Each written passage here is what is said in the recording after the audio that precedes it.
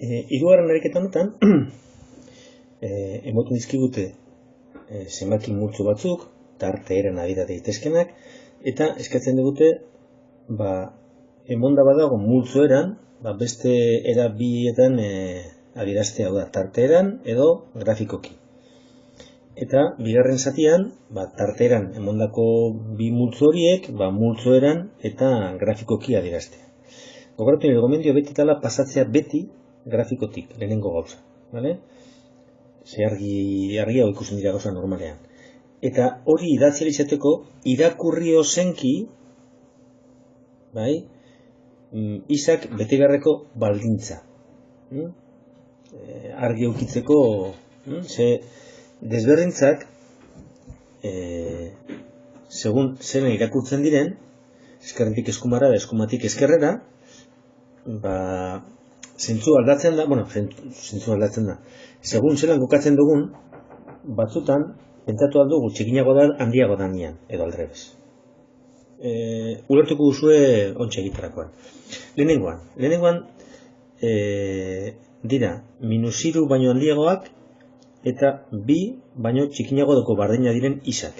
Beraz, -3, ez da sartzen, ez dalako bardin, eta 2 bai sartzen da. Beraz, hor puntu baltza. Eta tartekoak elkartzen ditugu. Eta horan egon da, tarteeran idatziko dugu -3, 2. Hau da hau, Orain beste hau. Izak ze bete behar dago? -2 bera baino handiago izan behar dela. Hau da, bera txikinago -2 baino. Beraz, -2 sartzen da, hemen bardin agertzen dalako, eta iza izan behar txikinago bera baino. Bera ez hau edanak.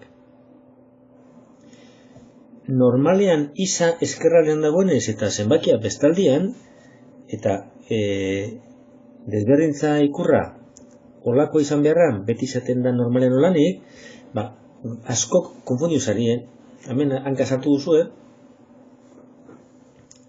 ez duzelako irakurri hor agertzen dana, Eta kasuetan idatziko dugu, -5tik -2 eta -2 kotxeten. Gogoratu, parentesia beti, -infinitu eta infinituetan, beti parentesia jarri behar dugula.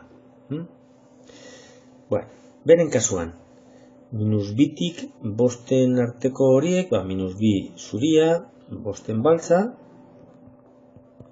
eta hauetanak. Beraz, idatziko dugu, iza, zenbaki erreala, non, -2 txikinago iza, txikinago 5 da. Eta maiteko, -infinituk -1 -1 sartzen da, eta hauetan dira, eta izango da, iza zenbaki errealak, non, hemen, infinitora -infinitura llegatzen direnak, eskerraldeko mugarik ez dutzago ipini behar. Beraz, izango duguna, iza, txikinago do bardin -1 dala. Alde honetan, ez dugu ezer idatzi behar.